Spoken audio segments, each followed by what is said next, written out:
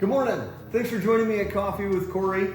I'm sure some of you guys are thinking, wait a minute, Kory, you're always in a business suit when you're not in Florida. But today is actually D-Days, and it's the last D-Days where Jossie and I get to go down and watch Cassidy cheer at a football game. So I thought, you know what better way to pay tribute to that than put on the dad t-shirt that I've been embarrassing Cassidy with the last 4 years while she's been doing her cheerleading gig down there, and share it with all of you guys. So we're leaving for the parade shortly. It's going to be a little bit of an extra special D-Days today because Pierce is there as a student now this year as well, as I've shared with you guys before. So we get to see both of our youngest kids down in Vermilion today, and hopefully we bring back a Kyle victory. I just touched on Florida.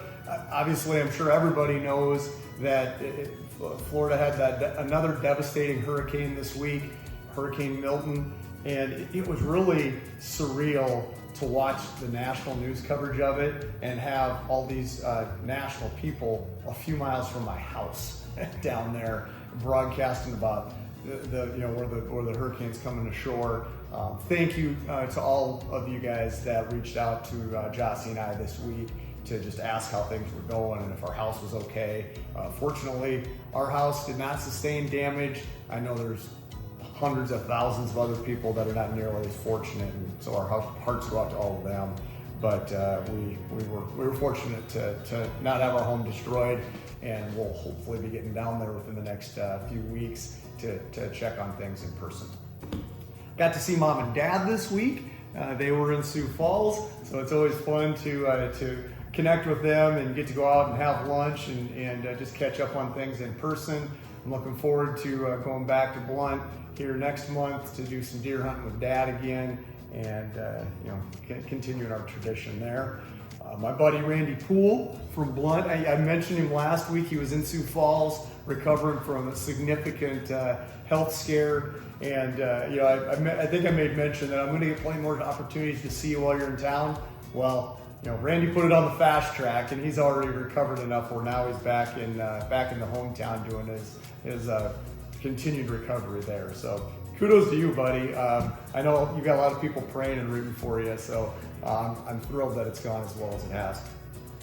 I also wanted to mention, if you guys are friends with me on social media, you know that it was Jossie's birthday this week, and it always makes her crazy when I mention her on Coffee with Kory. But in the birthday post that I made this week, I mentioned that Jossie is the center of my universe, and I would be remiss if I didn't bring that up as I have coffee with all of you, because it's just so important to me to have her in my life to be able to be the backbone of everything that we do from a family standpoint and from a business standpoint as well. It's when you have somebody that you can just lean on and be real with, there's really not a good way to describe that other than just sincere gratitude.